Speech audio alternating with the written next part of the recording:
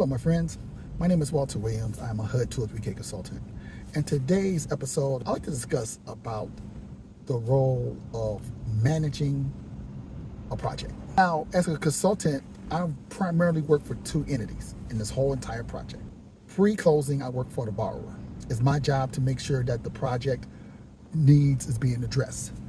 After a feasibility study is performed by me, it's my job to make sure that the contractor, once they receive that feasibility study, is to go over that study, merge his contractor's bid with the feasibility study, and at the end of the day, the work write-up, the pre-closing document is created. Once that document is submitted to the lender will go do their processes like order a second appraiser to see how much that project would cost after renovation. Now, once closing is complete and the project is about to start, that's when I work for the lender. And that purpose is basically when I get called by a contractor or a borrower saying that a draw is needed for the project, I go out there and do that assessment to see how much work was done. Now, during that two examples I gave, I did not mention a contractor, and there's a reason. A contractor's role is pretty much the borrower is hiring that contractor to perform a work. Once they receive the final work write-up, then there's going to be things in that write-up called allowances, which they'll take that allowance and the contractor and the borrower will go out and pick the supplies. There's an allotment for that for each final contractor's bid for that. Now, when issues come up, they have the option to go to the consultant to get some of those issues resolved.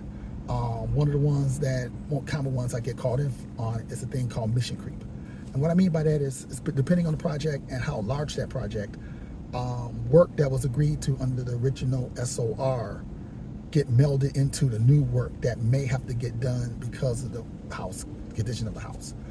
As a consultant, it's my job to only look towards what was agreed upon under the specification of repair, which is that SOR. Any outside work, we highly encourage not to do it under that project. So if I get a call to say that this item was discovered under a new work, I cannot comment on. But if it's something within the original SOR or specification of repair, that'll be something I can comment on, and I'll forward that information to the lender. So I just wanted to remind those who are going through a rehab project, is a consultant role is pretty clear, and that is to make sure on the lending side, when the draw is being requested, that everything within the original specification of repair, i.e. work write-up, is being addressed. So again, my name is Walter Williams, HUD consultant. I'll see you next time.